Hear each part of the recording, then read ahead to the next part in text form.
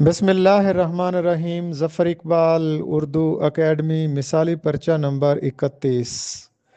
سوال نمبر 1 ہے، کلمہ کسے کہتے ہیں؟ تو اس کا درست جواب یہ ہے کہ قواعد میں کسی جملے کا بامعنی حصہ کلمہ کہلاتا ہے یا بامعنی لفظ کو کلمہ کہا جاتا ہے۔ سوال نمبر 2 ہے، اس مشہور شعر کے شاعر کا نام بتائیے۔ برباد گلستاں کرنے کو بس ایک ہی الو کافی تھا، ہر شاخ پہ الو بیٹھا ہے، انجام گلستاں کیا ہوگا؟ یہ مشہور شعر شوق بہرچی کا ہے۔ سوال نمبر 3 ہے، ظالم قواعد کے لحاظ سے کیا ہے؟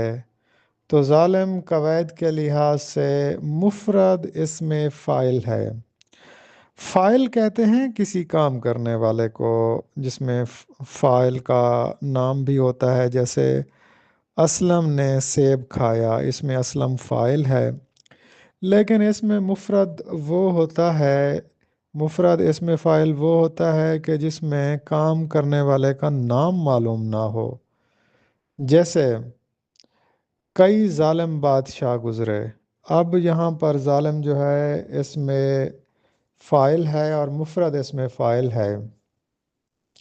سوال نمبر 4 ہے، ابن مریم ہوا کرے کوئی، میرے دکھ کی دوا کرے کوئی۔ یہ مرزا اسد اللہ خان غالب کا شعر ہے۔ سوال نمبر 5 ہے کہ غالب کے اسی شعر میں کون سی صنعت کا استعمال کیا گیا ہے؟ غالب کے اسی شعر میں صنعت تلمیحی کا استعمال کیا گیا ہے۔ ابن مریم قواعد کے لحاظ سے تلمیحی ہے، مریم علیہ السلام کا بیٹا، مراد ہے حضرت عیسیٰ علیہ السلام۔ سوال نمبر 6 ہے، کاف سے کاف تک اس کا کیا مطلب ہوتا ہے؟ کاف سے کاف تک کا مطلب ہوتا ہے ساری دنیا۔ سوال نمبر 7 ہے، قواعد کے لحاظ سے پگڑی سے پگڑ کیا ہے؟ قواعد کے لحاظ سے پگڑی سے پگڑ اس میں مکبر ہے۔ سوال نمبر 7 ہے، علامہ راشد الخیری کس رسالے کے مدیر تھے؟ تو اس کا درست جواب یہ ہے کہ علامہ راشد الخیری رسالہ عصمت کے مدیر تھے۔ سوال نمبر 8، زندگی آمیز اور زندگی آموز ادب کا ترجمان۔ یہ جملہ کس رسالے کی پیشانی یا لوح پہ لکھا ہوتا تھا؟ زندگی آمیز اور زندگی آموز ادب یہ رسالہ نقوش کے پیشانی پر لکھا جاتا تھا۔ سوال نمبر 9 ہے، روح اقبال کے مصنف کون ہیں؟ روح اقبال کے مصنف ہیں یوسف حسین خان۔ سوال نمبر 10 ہے، تیل کے سوداگر جو کہ نون میم راشد کی مشہور نظم ہے، اس نظم میں ایران کے کن دو شہروں کا تذکرہ کیا گیا ہے؟ تو اس کا درست جواب یہ ہے کہ نظم تیل کے سوداگر میں ایران کے دو مشہور شہر تہران اور مشہد کا ذکر ہے۔ سوال نمبر 11 ہے، اسپیکٹیٹر اور ٹیٹلر کی طرز پر سر سید احمد خان نے کون سا رسالہ جاری کیا تھا؟ تو اس کا درست جواب یہ ہے کہ سن 1869 میں سر سید احمد خان انگلستان گئے تھے۔ وہاں انہوں نے دو رسالے دیکھے، ٹیٹلر اور اسپیکٹیٹر۔ تو یہ اصلاحی رسالے تھے، اخلاقی رسالے تھے۔ تو واپس آ کر 1870 میں علی گڑھ سے سر سید احمد خان نے اپنا مشہور رسالہ تہذیب الاخلاق جاری کیا، جو کہ اسپیکٹیٹر اور ٹیٹلر کی طرز پر تھا۔ حروف ابجد میں حروف کی تعداد کتنی ہے؟ عربی کے تمام حروف کو حروف ابجد کہا جاتا ہے، جن کی تعداد 28 ہے۔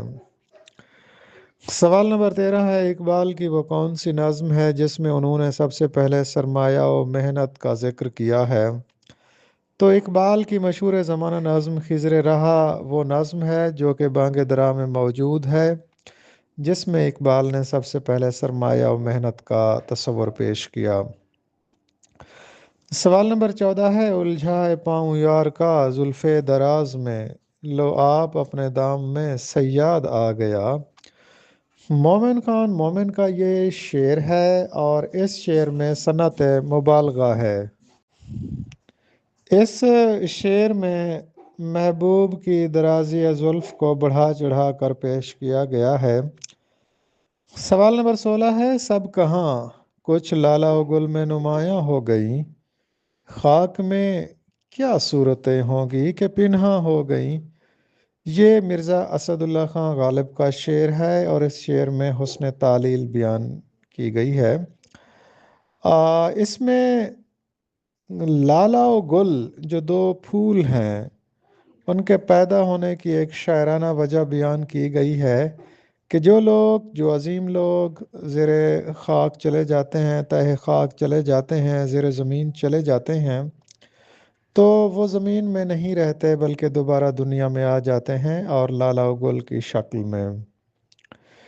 مسدس حالی کا موضوع کیا ہے؟ مد و جزر اسلام، مد و جزر اسلام۔ شاہنامہ اسلام کا موضوع کیا ہے؟ یہ حفیظ جلندری نے 4 جلدوں میں منظوم اسلامی تاریخ لکھی ہے۔ سوال نمبر 20 ہے، آب کوثر، موج کوثر اور رود کوثر جو کہ شیخ محمد اکرام کی 3 مشہور کتب ہیں، اس کا موضوع کیا ہے؟ اس کا موضوع ہے ادبی تاریخ نویسی۔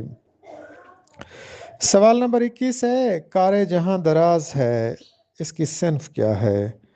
کار جہاں دراز ہے قرۃ العین حیدر کا سوانحی ناول ہے اور یہ اس ناول کا عنوان اقبال کے اس شعر سے مستعار لیا گیا ہے، باغ بہشت سے مجھے حکم سفر دیا تھا کیوں، کار جہاں دراز ہے اب میرا انتظار کر۔ دریا عرفان صدیقی کا شعری مجموعہ ہے۔ منٹو کے افسانے ٹوبہ ٹیک سنگھ میں تقسیم ہند کا واقعہ بیان کیا گیا ہے۔ نیرنگ خیال جو مولانا محمد حسین آزاد کے مضامین ہیں، اس کی خصوصیت ہے تمثیل نگاری۔ مثنوی ہفت پیکر کے خالق ہیں نظامی گنجوی، جبکہ افسانوی مجموعہ ہفت پیکر کے خالق ہیں حفیظ جلندری۔ انجمن پنجاب کے زیر تحت 10 مشاعرے ہوئے تھے، جن میں سے چوتھے مشاعرے کا عنوان تھا حب وطن۔ ہفت پیکر کا مطلب ہوتا ہے 7 ستارے یا 7 آسمان۔ ہفت پیکر مثنوی کا دوسرا نام ہے بہرام نامہ یا ہفت گنبد۔ غالب کا ایک مشہور شعر ہے کہ مہر مکتوب عزیزان گرامی لکھیے، ہرز بازوئے شگرفان خود آرا کہیے، در مدح ڈلی از غالب۔ یہ غالب کے قصیدے کا ایک شعر ہے۔ ادبی مجلہ دریافت نمل یونیورسٹی سے نکلتا ہے، جبکہ ادبی مجلہ بازیافت اورنٹل کالج لاہور سے نکلتا ہے۔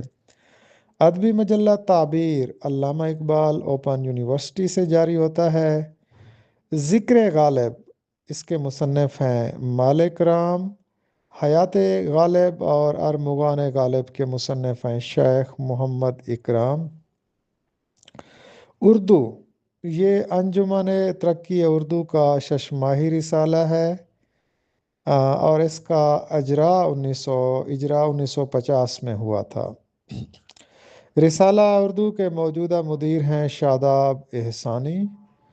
حالی نے مقدمہ شعر و شاعری میں شاعری کی 3 خوبیاں بتائی تھیں، یعنی شعر کے اندر سادگی ہو، اصلیت ہو اور جوش ہو، جبکہ حالی کے نزدیک شاعر کے اندر تخیل ہو، کائنات کا مطالعہ ہو اور تفحص سے الفاظ ہو۔ 1857 کے اواخر میں میر انیس نے 157 بند، جس میں 1182 مصرے تھے، ایک مشہور مرثیہ لکھا تھا، جب قطع کی مسافت شب آفتاب نے، تو یہ اس مرثیے کا عنوان تھا۔ سوال نمبر 42 ہے کہ وقت رخصت بھی تجھے ہنس کے دکھایا میں نے، تاکہ تو چھوڑ کے جائے تو پشیماں نہ رہے۔ یہ حسن زیدی کا شعر ہے۔ گھر کے تاریک و تیرائے زندہ ہے، سخت دل تنگ یوسف جاں ہے۔ یہ میر تقی میر کا شعر ہے اور ان کی نظم در حجو خانہ خود سے لیا گیا ہے، اور اس میں علم بیان کی صورت تشبیہ ہے۔ گھر کو ایک اندھیرے کنویں سے تشبیہ دی گئی ہے کہ جس میں یوسف علیہ السلام کو پھینکا گیا تھا۔ ارکان تشبیہ، اس میں مشبہ گھر ہے، مشبہ بہی زندہ ہے، حرف تشبیہ کے ہے، وجہ شبہ تاریکی ہے۔ غرض تشبیہ گھر کی تاریکی کو بڑھا چڑھا کر پیش کرنا ہے۔ شعبِ صدا میں پنکھڑیاں جیسے پھول میں، شعبِ صدا میں پنکھڑیاں جیسے پھول میں، بلبل چہک رہا ہے ریاض رسول میں۔ یہ جو شعر ہے یہ میر انیس کا ہے اور ان کے مرثیے کا ایک شعر ہے، اور اس میں بلبل بطور استعارہ استعمال ہوا ہے۔ یہ حضرت علی اکبر کا استعارہ ہے۔ ارکان استعارہ مستعار من او بلبل، مستعار لہو حضرت علی اکبر رضی اللہ تعالیٰ عنہ، وجہ جامع صدا یعنی آواز کی، اذان کی آواز۔ اچھا، اس کے بعد ہے ولی دکنی کی پیدائش 1667 میں گجرات میں ہوئی تھی، اور ولی دکنی کی مثنوی کی تعداد 2 ہے۔